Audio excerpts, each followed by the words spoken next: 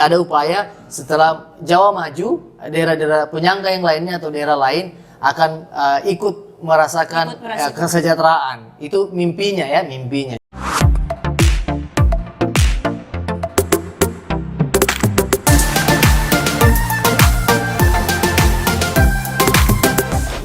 Assalamualaikum warahmatullahi wabarakatuh. Apa kabar teman-teman semua di luar sana? Semoga baik-baik saja. Kembali lagi di lobi FISIP Universitas Muhammadiyah Kendari. Hari ini kita bersama dengan salah satu dosen Fakultas Ilmu Sosial dan Ilmu Politik Universitas Muhammadiyah Kendari yang amat kece dan tampan pada hari ini ya Pak, Bapak Fatah Hindi Aziz Esos MA. Jadi kali ini Bapak, kita akan membahas tentang pemberdayaan masyarakat desa ya Pak. Ya. Nah, saya membaca pernah tentang sebuah artikel yang membahas tentang pemberdayaan masyarakat, di mana pemberdayaan masyarakat adalah salah satu upaya untuk membuat masyarakat berdaya untuk menuju kehidupan yang sejahtera. Nah, menuju kehidupan yang sejahtera ini yang kita lihat saat ini Pak, menurut Bapak kira-kira apakah pemberdayaan masyarakat sudah berjalan dengan baik di pemerintahan atau seperti apa Pak? Baik, sebelum kita menyinggung lebih jauh, kita kembali ke konsep awalnya dulu, apa itu pemberdayaan itu ya. Jadi pemberdayaan muncul sebagai respon atas konsep atau paradigma pembangunan. Jadi selama rezim Soeharto yang berkuasa kurang lebih 32 tahun itu mengusung konsep pembangunan, developmentalisme. Jadi paradigma ini seperti ini. Jadi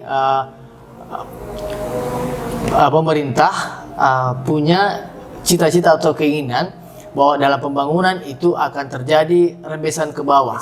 Ada namanya teori itu disebut dengan trickle down effect. Jadi rezim Orde Baru itu memimpikan itu pembangunan akan berjalan dengan baik jika ada salah satu wilayah yang maju kemudian akan mempengaruhi di wilayah yang lainnya. Misalnya daerah Jakarta atau Jawa. Jadi kita kenal dulu namanya Jawa sentris. Jadi Jawa dulu dibangun, kemudian Pak, maksud dari Jawa sentris itu? Jadi maksudnya segala pembangunan itu berpusat di Jawa. Itu pola sentralistik dulu waktu rezim Orde Baru. Jadi ada upaya setelah Jawa maju, daerah-daerah penyangga yang lainnya atau daerah lain akan ikut merasakan kesejahteraan. Itu mimpinya ya, mimpinya. Jadi disebut dengan efek menetes ke bawah, trickle down effect. Jadi ada dulu istilah yang diperkenalkan oleh Prof. Emil Salim, itu namanya kue nasional.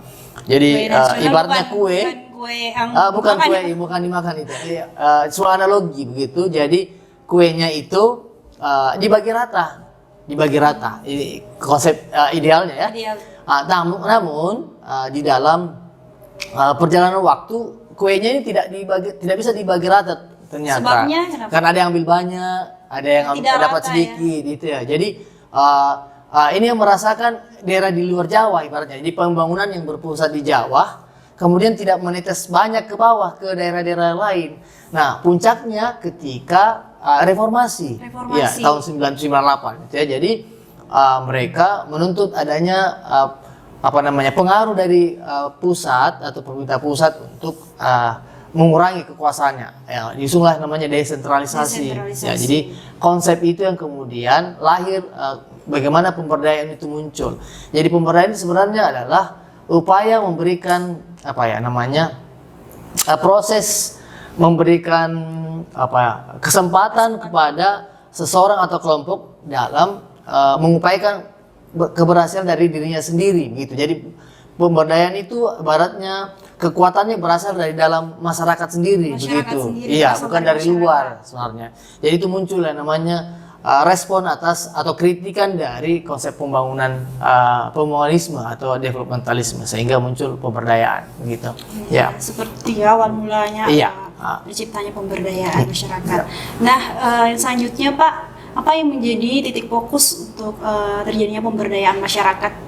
Iya, kalau kita lihat dari Undang-Undang Desa, fokus atau aktor di dalam pembangunan desa itu ya masyarakatnya dan pemerintahnya, ya pemerintah Masyarakat desa, dan pemerintahnya. ya LPM-nya itu ya, kemudian badan musyawarah desanya dan masyarakat desa tentunya. Jadi fokusnya itu aktor yang di dalamnya.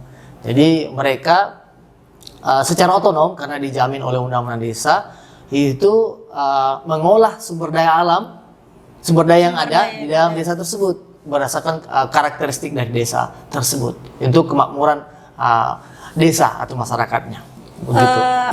Selanjutnya Pak, mana yang lebih penting peran masyarakat atau pemerintah dalam memberdayakan masyarakat tersebut? Nah, ini yang paling penting. Iya, ini ibaratnya siapa dulu ayam atau telur, gitu ya? Iya. Jadi sama-sama penting sebenarnya. Jadi bagaimana pemerintah bersama perangkat-perangkatnya dan masyarakat desa itu menyusun program, makanya ada Musyawarah Pemdes misalnya di dalam menyusun program kerja desa misalnya secara bersama-sama. Jadi tidak bisa mendahulukan atau menegasikan siapa duluan misalnya, jadi sama-sama begitu, Sama-sama berjalan, ya, berjalan seiring di dalam proses-proses pembangunan desa seperti itu.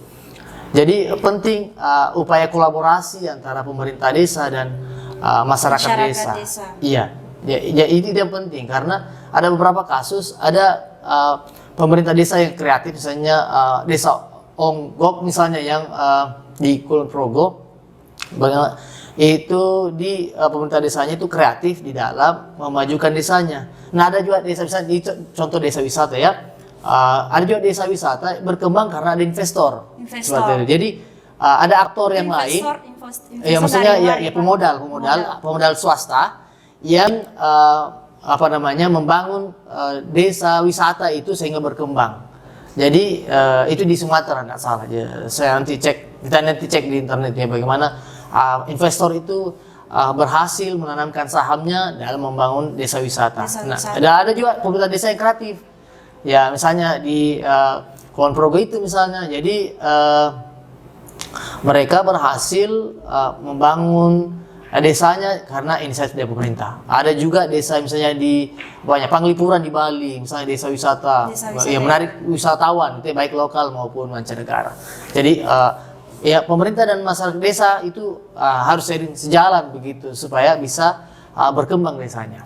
Selain salah satu upaya melalui desa wisata, apakah ada bentuk-bentuk lain dari pemberdayaan masyarakat Pak di desa?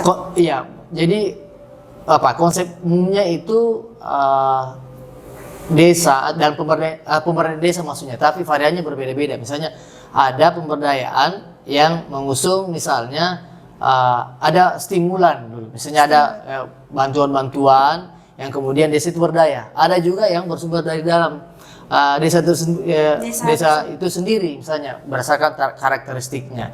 Jadi banyak, ini kan pemberdayaan proses begitu ya, proses bagaimana menuju sejahtera. Jadi ada desa yang lambat prosesnya, ada yang cepat seperti itu. Jadi pemberdayaan itu sebuah proses begitu. Jadi tidak stagnan gitu. Ada sebuah proses dari perubahan masyarakat gitu. Jadi apalagi dengan adanya stimulan dari pemerintah pusat, maksudnya adalah bagaimana mendorong desa itu bisa mandiri, bisa sejahtera seperti itu. Jadi ada upaya-upaya merangsang desa untuk lebih berdaya gitu. Ya, selama ini desa kan ya dipunggungi misalnya jadi dengan adanya undang-undang desa sebagai anak emas lagi begitu. Jadi tidak menjadi anak yang lain begitu. Ya, jadi desa sebagai diberi hak otonom untuk membangun desanya, dan tentunya ada upaya pemerintah pusat dalam mendorong dan mengembangkan desa tersebut. Kan tadi ada beberapa kita singgung tentang kemiskinan, Pak. Kira-kira menurut Bapak dengan penyelenggaraan pemberdayaan masyarakat desa, apakah sudah memberantas kemiskinan atau bagaimana nih? Iya. Program dari pemerintah pusat misalnya dulu ada namanya PNPM. Jadi bagaimana program di pemerintah pusat itu sebagai cara untuk pengentasan kemiskinan. Jadi ada juga jaring pengaman sosial misalnya. Kemudian bantuan langsung tunai. Dampak yang paling terasa ketika pandemi dari 2021 gitu ya. Jadi banyak masyarakat terbantu dengan adanya bantuan sosial itu kan ada juga bantuan langsung tunai dalam bentuk uang itu ya bantuan langsung tunai. Ada juga bantuan dalam bentuk bahan pokok misalnya. Itu kan sebagai upaya di dalam hal masyarakat itu tidak menjadi sangat miskin, gitu ya. Jadi maksudnya masyarakat yang miskin itu dibantu supaya tidak terpukul. Gitu. Jadi ibaratnya orang sudah tenggelam sudah di mana namanya? Maksudnya sudah di hidung ini air, Iya. tiba-tiba ada ombak, tenggelam. Tambah Ibaratnya tenggelam. seperti itu masyarakat desa. Jadi ada upaya dalam bentuk bantuan misalnya bantuan sosial dan sebagainya. Makanya ada upaya pemerintah untuk menjamin pada saat pandemi itu dengan adanya bantuan langsung tunai dan bantuan sosial lainnya. Seperti Apakah masyarakat yang menerima bantuan tersebut merasa puas atau seperti apa, Pak?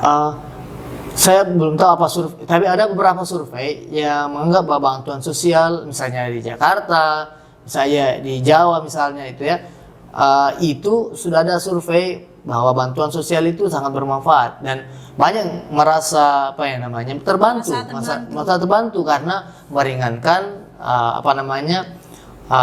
upaya-upaya di dalam masa menghadapi pandemi pada saat 2020 di puncak-puncak 2021 gitu. Jadi itu sangat membantu sebenarnya, bukan menghilangkan kemiskinan tidak, tapi upaya pemerintah di dalam membantu dalam mengurangi beban hidup dari masyarakat karena himpitan ekonomi, karena semua lini itu terasa begitu. Ya. Kira-kira ada tidak kendala-kendala yang dialami oleh pemerintah dalam pemberdayaan masyarakat? Iya, kendala yang paling pasti ada kan? Iya. Ya, jadi kendala dalam pemberdayaan itu biasanya itu mengenai partisipasi masyarakat. Jadi Jadi bertitik tepu di partisipasi. Ya, jadi masyarakat dan kemudian adalah inovasi di pemerintah desa, bagaimana pemerintah desa ini bisa ada terobosan-terobosan di dalam kebijakan-kebijakannya supaya desanya maju. Jadi misalnya kita singgung sebelumnya bagaimana pemerintah desa yang kreatif itu bisa memajukan desa wisata yang misalnya wisata air misalnya itu menghasilkan miliaran. Jadi sampai miliaran pendapatan asli desanya karena kreativitas dari pemerintah desa. Jadi banyak desa-desa wisata yang berhasil karena kreativitas dari pemerintah desa. Jadi tidak terlalu tergantung dengan stimulus atau bantuan dana desa, alokasi dana desa. Iya, dana desa kan jumlahnya kan sesuai dengan karakteristik desa, luas dan jumlah penduduknya. Jadi dengan adanya kreativitas pemerintah desa itu bisa mengurangi mengentaskan kemiskinan. Bahkan ada yang menyekolahkan di Jawa itu memberikan beasiswa kepada masyarakat desanya karena surplus dari pendapatan asli desanya. Luar biasa. Jadi itu upaya dari kreativitas pemerintah desa. Nah, yang kedua adalah partisipasi. Kalau kasusnya di Sulawesi Tenggara misalnya ada upaya-upaya yang dilakukan dalam sosialisasi program. Tapi kendala-kendalanya itu adalah partisipasi masyarakat. Ada kasus yang ditemui dalam bimbingan mahasiswa misalnya yang meneliti tentang masyarakat desa di wilayah pertambangan. Nah, pada saat program-program pemerintah desa dilakukan, masyarakatnya itu ibaratnya acuh karena lebih mengutamakan pekerjaannya jadi setiap ada program misalnya pertemuan desa, musyawarah desa tidak antusias karena lebih cenderung lebih sektor industri membeli pekerjaannya lebih. Kira-kira alasan mereka lebih memilih pekerjaan? Mungkin asalan ekonomi terutama, ya. Jadi ini ada upaya pemerintah desa terutama yang di Sulawesi Tenggara itu untuk meningkatkan partisipasi. Nah itu perannya dari LPM sebenarnya. Ya, jadi mana peran dari LPM itu meningkatkan partisipasi dan juga gotong royong dari masyarakat. Jadi fungsi-fungsi LPM ini sebenarnya bukan hanya pajangan sebenarnya, tapi ada fungsi yang sudah dijamin oleh Undang-Undang Desa, bagaimana LPM atau lembaga pemberdayaan masyarakat yang dulu disebut dengan LKMD itu sebagai mitra pemerintah desa. Jadi butuh peran LPM ini untuk meningkatkan partisipasi masyarakat desa agar lebih partisipatif sebenarnya dalam pembangunan. Jadi tergantung dari seberapa besar perhatian dari partisipasi masyarakat. Iya, betul. Jadi concern kita itu di pemerintah desa adalah bagaimana meningkatkan partisipasi masyarakat di dalam pengambilan kebijakan. Ada tambahan saya lupa juga tentang bagaimana kesetaraan di dalam hal pengambilan kebijakan. Jadi ada apa namanya upaya-upaya yang dari pemerintah desa yang tidak terlalu memperhatikan aspek partisipasi dari perempuan sebenarnya. Jadi soalnya itu penting bagaimana partisipasi perempuan di dalam pembangunan desa, karena penting sekali. Ya pengaruh kesetaraan gender sebenarnya di masyarakat di Sulawesi Tenggara, pemerintah desanya itu dibutuhkan untuk proses-proses dalam pengambilan keputusan dan juga pembangunan desa sepertinya gitu. Seperti itu ya Pak. Ya.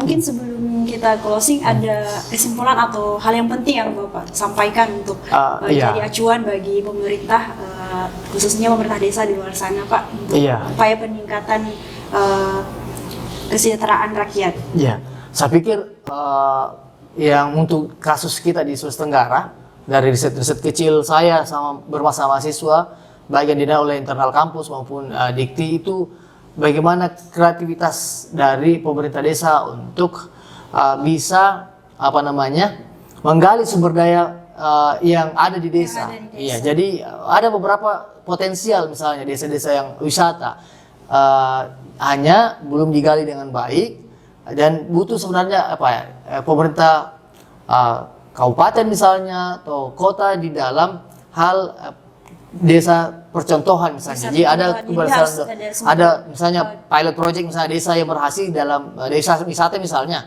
Kemudian itu menjadi contoh yang baik untuk bisa diikuti atau direplikasi desa-desa di Sulawesi Tenggara. Tentunya dengan melihat karakteristik desa tersebut. Saya pikir dalam konsep pemerintahan itu penting karena ini arus utama di dalam pembangunan desa.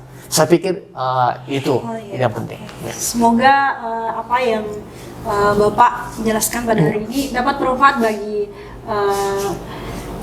saudara-saudara dan saudara-saudara di luar sana ya. Baiklah. Semoga kita dapat bertemu lagi di next time di Lobby Fisik Universitas Muhammadiyah Kendari. Sekian dan terima kasih. Wassalamualaikum warahmatullahi wabarakatuh. Waalaikumsalam warahmatullahi wabarakatuh.